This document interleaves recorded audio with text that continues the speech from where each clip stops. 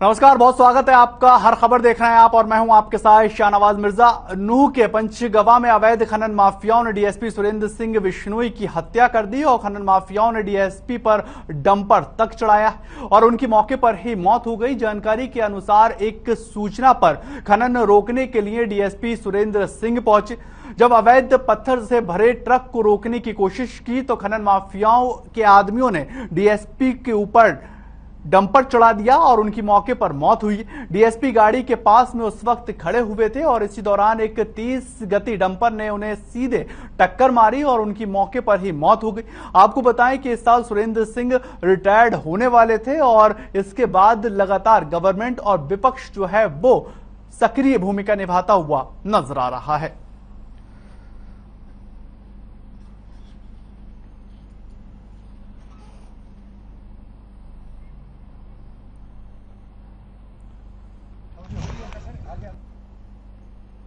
Graphics के द्वारा आपको समझाते हैं आखिर मामला क्या है। पंचगवा की पहाड़ी में बड़े स्तर पर अवैध खनन होता था।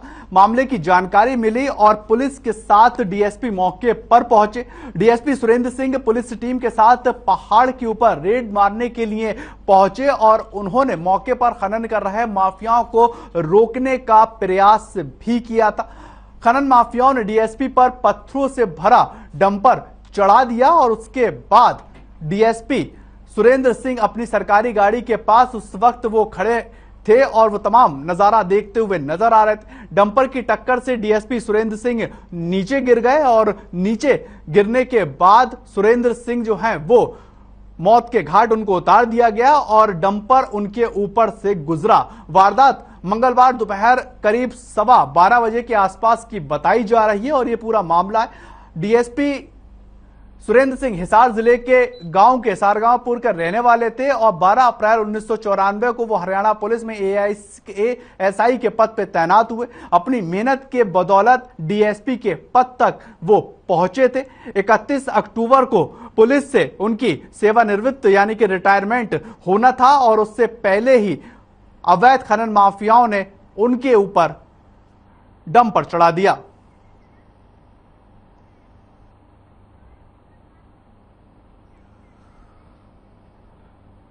एक बड़ी खबर नूह से निकलकर आ रही है जहां पर पुलिस और बदमाशों के बीच में मुठभेड़ की खबर निकलकर सामने आई है। नूह पुलिस और बदमाशों के बीच में मुठभेड़ हुई है और एक बदमाश को गोली लगने की खबर निकलकर सामने आई है। डीएसपी सुरेंद्र बिश्नोई के बाद का ये पूरा मामला है। बदमाश को गोली लगी है और सुरेंद्र बिश्नोई के बाद ये पूरी घटना जो है घटित होती हुई नजर आई है। पुलिस और बदमाशों के बीच में मुठभेड़ की वारदात जो है वो निकलकर सामने आ रही है और हथियारों के साथ मुठभेड़ की सूचना मिली है। एक बदमाश को गोली भी लगी है। आपको ये जानकारी दें कि नूह का ये पूरा मामला है और उससे पहले डीएसपी की हत्या जो है वो बदमाशों ने की थी।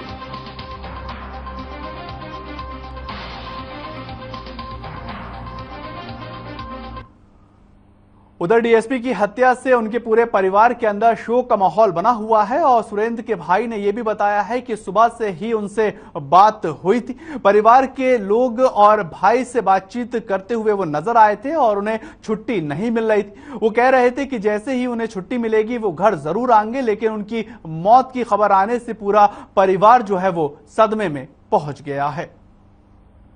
घरेलू बातें होती रहती थी, आज भी सुबह बात हुई थी।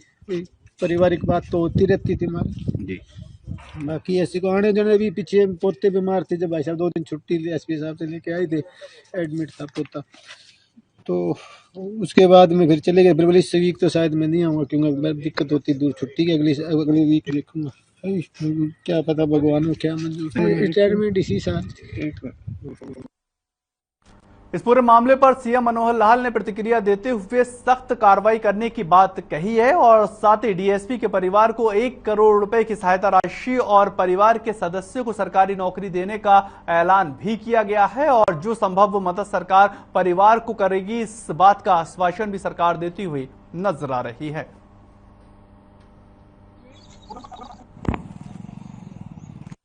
देखिए, ये बहुत एक दुर्भाग्यपूर्ण घटना है कि हमारा एक वीर डीएसपी ऑफिसर और खान माफिया के लोगों ने उसके हाथ घटना की ट्रक चढ़ा दिया, यानी उस उनकी मृत्यु हो गई है। बहुत ही एक इस घटना की निंदा करता हूँ। और हम लोगों ने विचार किया है कि ये जो खान माफिया के लोग हैं, इनको हर कीमत पर इनको निष्फल करेंगे, इनको अपने सारे सिस्टम को मजबूत करके उनको पकड़ेंगे। जहाँ जहाँ खान का एरिया है, माइंस के एरिया का, हम उसके पास माइंस डिपार्टमेंट की चौकी बनाएंगे। डीएसपी हत्या के मामले पर गृह मंत्री अनिल विज का भी बयान निकलकर सामने आया है। विज ने कहा कि इस पूरे मामले में अगर आसपास के जिलों की पुलिस फोर्स को भी लगाना पड़ा तो पीछे कदम नहीं हटाए जाएंगे, लेकिन खनन माफियाओं को बख्शा नहीं जाना है और जितनी भी सख्त कार्रवाई की जाएगी उतनी ही सख्त कार्रवाई करने के लिए प्रशासन तत्पर रहेगा।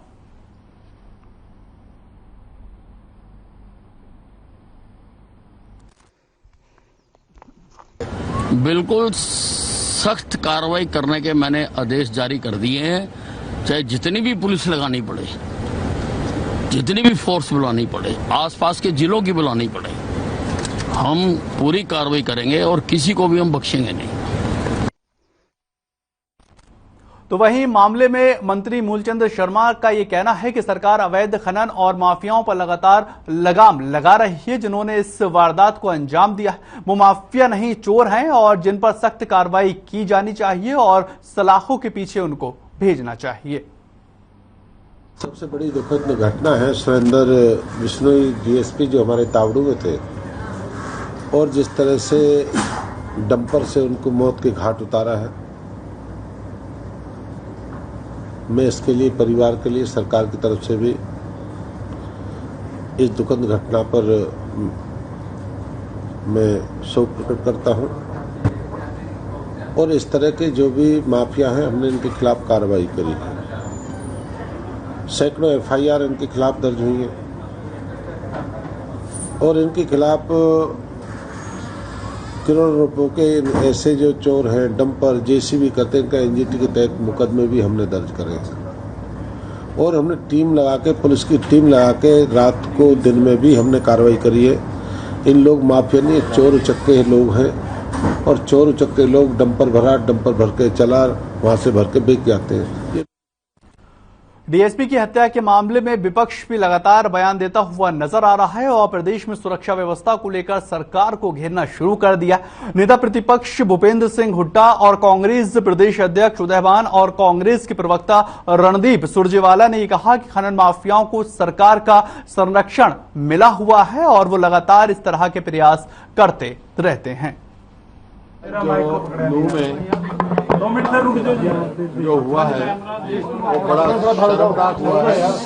एक पुलिस के डीएसपी की हत्या कर दी गई है माइनिंग माफिया द्वारा और ये माइनिंग माफिया बेकाबू होता जा रहा है। वैसे तो हरियाणा में सारा कानून व्यवस्था बिल्कुल चरमरा गई है। रोज इतने कत्ल, भाई विधायकों को धमकी, तो आज ना तो विधायक सुरक्षित हैं, ना पुलिस अपने आप को सुरक्षित महसूस करती है और जब तक अगर यही सुरक्षित नहीं है तो आम आदमी कैसे सुरक्षित होगा। आम आदमियों का विश्वास उठता जा रहा है, तो सरकार को तुरंत ऐसे कदम उठाने चाहिए ताकि आम आदमी में विश्वास कायम हो और कानून व्यवस्था चुस्त हो।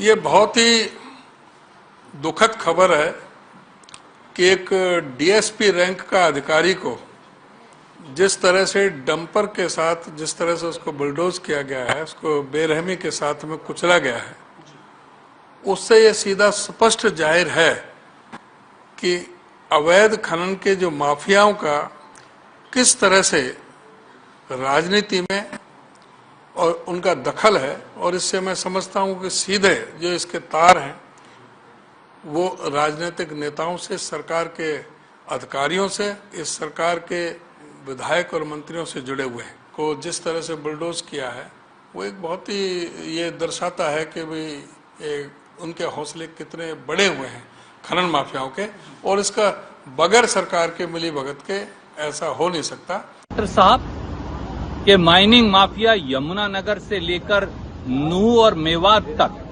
सर चढ़कर हरियाणा के खजाने को लूट रहा है, हरियाणा के खनिजों को लूट रहा है। खट्टर सरकार आंख बंद करे क्यों बैठी है? इससे साफ है कि यहाँ दाल में काला नहीं, पूरी दाल काली है। हमारी मांग है कि नूह के अंदर जो एक दर्दनाक हत्या डीएसपी की हुई है उसकी न्यायिक जांच हो हाई कोर्ट के सिटिंग मुख्य न्यायाधीश या न्यायाधीश से जो डीएसपी जिनकी हत्या की गई है कत्ल का मुकदमा दर्ज कर सब दोषियों को फौरन गिरफ्तार किया जाए। एक बड़ी खबर आ रही है नूह से। आपको बता दें कि नूह से ये इस वक्त की खबर है। पुलिस निदेशक पीके अग्रवाल जो है वो स्वास्थ्य केंद्र पहुंचे हैं और डीएसपी सुरेंद्र सिंह के शव को देखने के लिए वो पहुंचे। सीआईडी प्रमुख आलोक मित्तल भी वहां पर मौजूद रहे। डीएसपी के परिजनों को सांत्वना देते हुए नजर आ रहे हैं और तमाम आला अधिकारी अब वहां पहुंचते हुए नजर आए। यानी कि पुलिस महानिदेशक पीके अग्रवाल जो है वो हॉस्पिटल पहुंचे और शव को देखने के लिए पहुंचे हैं। सीआईडी प्रमुख आलोक मित्तल भी उनके साथ नजर आए हैं। परिवार वालों का बेपनाह बुरा हाल होता हुआ नजर आया है और उसी कड़ी में लगातार आला अधिकारी जो हैं उनको सांत्वना देते हुए नजर आ रहे हैं।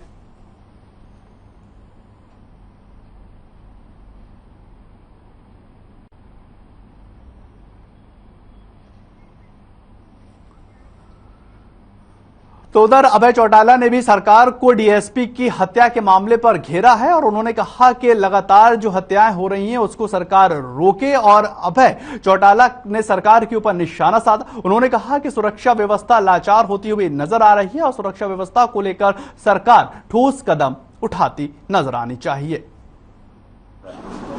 तो सरकार के संरक्षण में हो रहा है, अदरवाइज कैसे हो सकता है?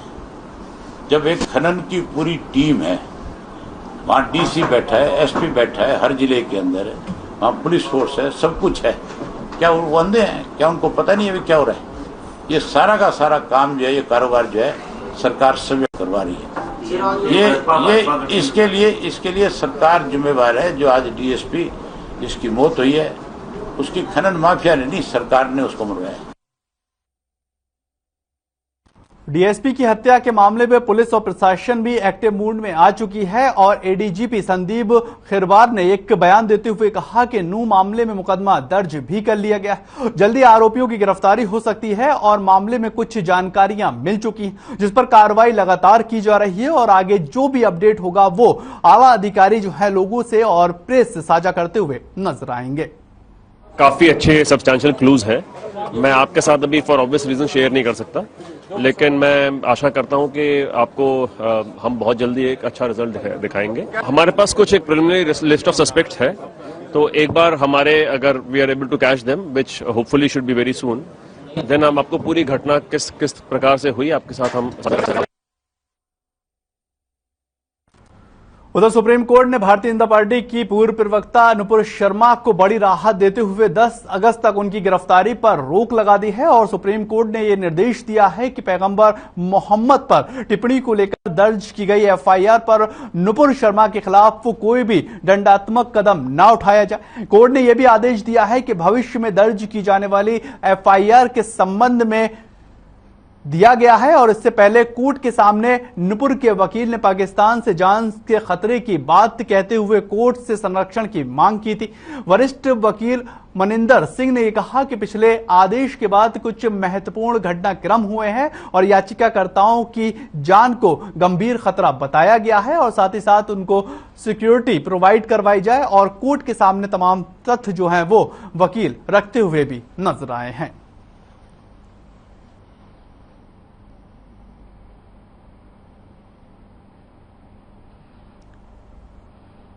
उधर कैथल पुलिस को एक बड़ी कामयाबी हाथ लगी है और पुलिस ने चेकिंग के दौरान 3 क्विंटल से ज्यादा नकली पनीर को पकड़ लिया। वहीं सिविल लाइन थाना एसएचओ बीरभान ने यह बताया है कि रात में पेट्रोलिंग करते हुए करनाल रोड पर गाड़ी को रोका गया जिसमें 3 क्विंटल से अधिक नकली पनीर पाया गया। जानकारी में एसएचओ ने यह बताया है कि डाली हरिद्वार नाम के व्यक्ति की है और इससे पहले भी कई बार वो इस तरह के पनीर को सप्लाई करता हुआ नजर आया। वहीं मौके पर खाद्य आपूर्ति विभाग ने सैंपल लेकर आगे की कार्रवाई करना शुरू कर दी है और जो भी कार्रवाई होगी उसमें जो भी दोषी होगा उसको नहीं बख्शा जाएगा, इस बात का आश्वासन भी दिया गया है। ना किसी का गढ़ हो ना। ये रात पेट्रोलिंग मध्ये करीब 1:30 बजे करनाल रोड पर इसकी गाड़ी को रुकवाया, इसके अंदर ड्रम रखे होते चेक किया तो इसमें पनीर मिला। तो ये बता रहे इसमें करीब 3 क्विंटल 25 किलो के लगभग पनीर है। ये अरविंदर आदमी कुरुक्षेत्र का पिपड़िया रहने वाला और कैथल चौधरी डेयरी से लेकर कुरुक्षेत्र लेकर जा रहा था। ये रात को 1:30 बजे के आसपास चौकी इंचार्ज ने पकड़ा था पनीर और हमें कॉल करके बुलाया गया है। अभी इसके सैंपल ले रहे हैं। सैंपल जांच के लिए लैब में जाएगा। 15 दिन के बाद इसकी रिपोर्ट आएगी। आगे कार्रवाई जैसी रिपोर्ट आने के बाद अमल में लाई जाएगी।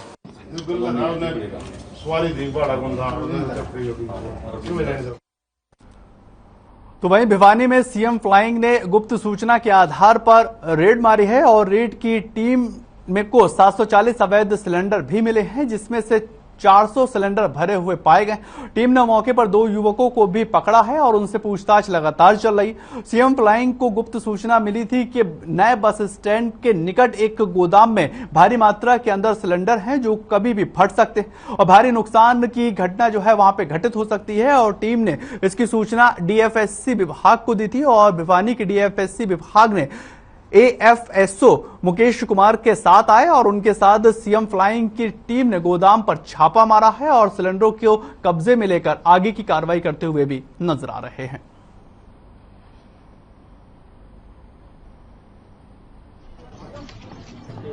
कि भाई ये अवैध रूप से इन्होंने कोई गोदाम अपना जो है एजेंसी के सामने बनाया हुआ है और उसका कोई परमिशन नहीं है। उसी के बिहाफ पे सारे ने एक संयुक्त टीम बनाई और संयुक्त टीम बना के हमने वहाँ रेड की, जहाँ पर मौके पर जो है 2 गोदाम मिले जो कि ओपन है, रिहायशी इलाके में है और जिसमें 419 सिलेंडर एक जगह है और 321 सिलेंडर एक जगह प्राप्त हुए हैं। कोसली पुलिस को एक बड़ी सफलता हाथ लग चुकी है और पुलिस ने अभियान के तहत 2 युवकों को अलग अलग स्थानों से गिरफ्तार करके 2 देसी पिस्तौलों के साथ 4 जिंदा कारतूस बरामद किए।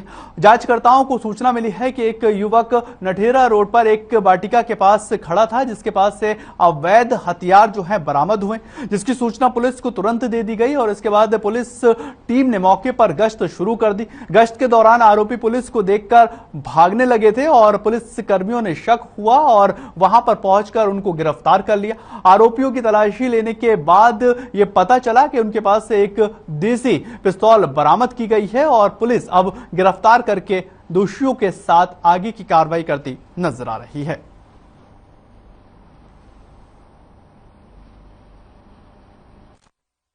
को प्रिवेंट करने के लिए और डिटेक्शन के लिए एक स्पेशल कैंपेन चलाया था अपने उच्च अधिकारियों के आदेश से और इसी कैंपेन के तहत हमने अलग अलग टीमें बनाकर अलग अलग क्षेत्र में टारगेट बना के रेड के लिए भेजी थी।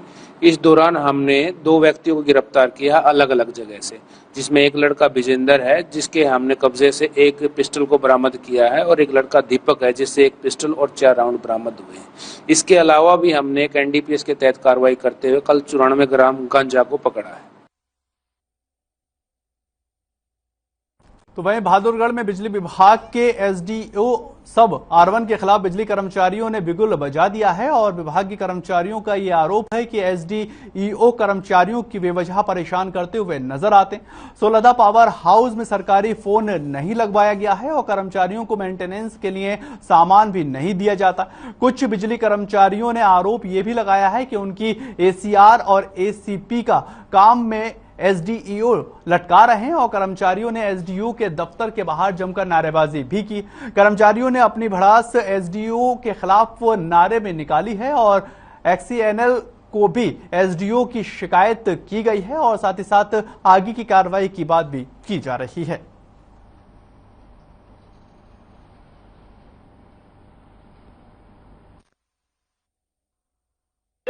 दोपहरों से तो समस्या हमारी ये है जी, जो हमारे एसडीओ साहब हैं वो एक तरह से कर्मचारियों को जैसे फैक्ट्री का नौकर गुलामी के तौर पर देखते हैं, उनका रवैया भी इसी तरह से है। अभी उदाहरण के तौर पर जैसे हम बताऊंगा, 1 साल पहले 16 पावर हाउस चालू हुआ था, वहां पे सरकारी फोन नहीं है, हमने लिख कर भी दे रखा है और काफी बार डिमांड भी की। वो कहते हैं एक्शन साहब का काम है, जबकि हम अपने एसडीओ साहब को बताएंगे समस्या उनका हल करने का काम है, चाहे वो एक्शन साहब द्वारा करवाएं चाहे कैसे भी करवाएं। इस तरह से कोई कंडक्टर मांगते हैं, फ्यूज वायर मांगते हैं, वायरफील्ड के साथी कोई सामान नहीं देते, कोई काम नहीं करते। आज का जो प्रदर्शन है वो एसडीओ साहब के अड़ियल रवैये के कारण है। एसडीओ साहब पक्षपात कर रहे हैं, अपनी मर्जी से ऑर्डर कर रहे हैं, फील्ड में से आदमी लगा के पावर हाउस में लगा रहे हैं और फील्ड में कहते हैं आदमी कम है। एसडीओ साहब एसीपी का भी वो कर रहे हैं, एसीआर नहीं भर रहे कर्मचारियों की, और एसडीओ साहब कर्मचारियों को धमकाने काम करते हैं। तो इससे हमने एसडीओ साहब को लिखकर भी दिया था, नोटिस दिया था, एजेंडा भी दिया था। उस एजेंडे में एसडीओ साहब ने कोई काम नहीं किया, ये बोल दिया, पल्ला झाड़ दिया अपना कि ये सारे काम एक्शन साहब करेंगे। तो आप एक्शन साहब करेंगे तो आप क्या करोगे? तो एसडीओ साहब पल्ला झाड़ के सारी बातें अपने से टाल देते हैं। हरियाणा विद्यालय शिक्षा बोर्ड ने डीएलएड नियमित परीक्षाएं 26 जुलाई से 19 अगस्त तक आयोजित होंगी, जिसमें समय दोपहर 2 बजे से शाम के 5 बजे तक का रहेगा। प्रवेश पत्र संस्था की लॉगिन आईडी पर 19 जुलाई से अपलोड कर दिया गया है। और हरियाणा विद्यालय शिक्षा बोर्ड के अध्यक्ष डॉक्टर जगबीर सिंह और सचिव कृष्ण कुमार ने जानकारी साझा की। सचिव ने यह बताया है कि परीक्षा में 8058 छात्र अध्यापक परीक्षा देंगे और इसमें नियमित 25,174 और री एपियर के 2,884 छात्र अध्यापक प्रतिष्ठित होंगे। और उन्हें यह भी बताया गया है कि डीएलएड परीक्षाओं से संबंधित 18 संस्थाओं के प्रवेश पत्र रोके गए।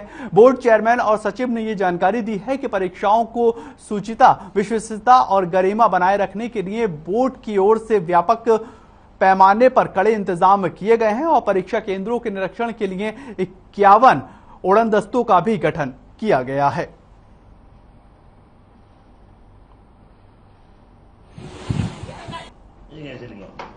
कर रहे हैं चालू है नहीं, वो इसी में चल रहा है। आज हरियाणा विद्यालय शिक्षा बोर्ड आपको बताएं कि ये भिवानी का मामला है, जहां पर 26 जुलाई से लेकर 19 अगस्त तक डीएलएड की परीक्षा जो है वो करवाने का फैसला हुआ है और दोपहर 2 बजे से शाम के 5 बजे तक परीक्षाएं जो हैं वो आयोजित करवाई जाएंगी। और इससे पहले भी लगातार ये मांग उठ रही थी कि डीएलएड की जो परीक्षाएं हैं वो आखिर कब करवाने का प्लान जो है वो प्रशासनिक अधिकारी करते हुए नजर आएंगे और उसके बाद इस बात का अब तारीख जो है वो तय हो चुकी है। 26 जुलाई से लेकर 19 अगस्त तक डीएलएड की परीक्षाएं जो है वो करवाई जाएंगी और समय जो है वो दोपहर 2 बजे से लेकर शाम के 5 बजे तक का रखा गया है।